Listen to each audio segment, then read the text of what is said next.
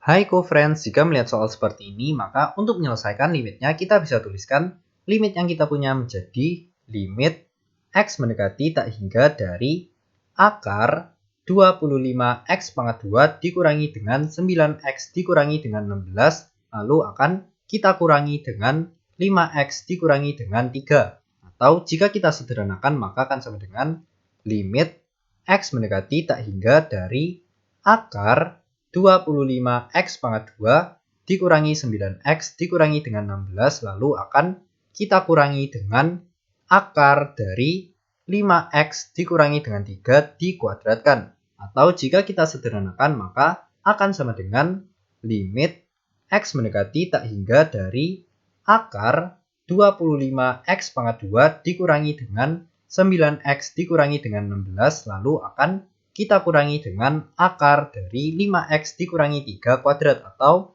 25x pangkat 2 dikurangi dengan 30x lalu akan kita tambahkan dengan 9. Lalu kita harus tahu bahwa jika kita mempunyai limit dengan bentuk limit x mendekati tak hingga dari akar ax kuadrat ditambah bx ditambah dengan c lalu dikurangi dengan akar dari px kuadrat ditambah qx ditambah dengan r, maka penyelesaian dari limit tersebut akan sama dengan tak hingga jika nilai dari A lebih besar dari P. Lalu penyelesaian dari limit tersebut akan sama dengan B dikurangi Q dibagi dengan 2 akar A jika nilai dari A sama dengan P. Dan yang terakhir, penyelesaian dari limit tersebut akan sama dengan minus tak hingga jika nilai dari A-nya lebih kecil dari P. Sehingga kita akan menentukan nilai dari A dan juga nilai dari P pada limit yang kita punya. Jika kita lihat pada limit yang kita punya, maka nilai dari A-nya adalah 25, sedangkan nilai dari P-nya juga 25. Sehingga kita bisa tuliskan bahwa nilai dari A sama dengan 25 dan nilai dari P juga sama dengan 25. Sehingga bisa disimpulkan bahwa nilai A sama dengan nilai dari P.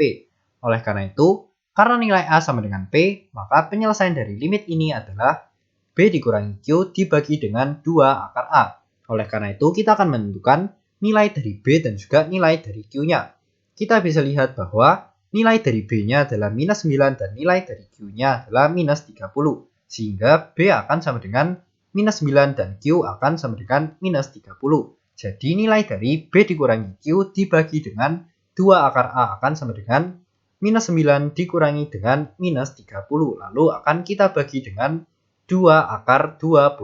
Atau jika kita sederhanakan maka akan sama dengan minus 9 dikurangi dengan minus 30 atau 21, lalu akan kita bagi dengan 2 dikali akar 25 atau 5. Sehingga hasilnya akan sama dengan 21 dibagi dengan 10.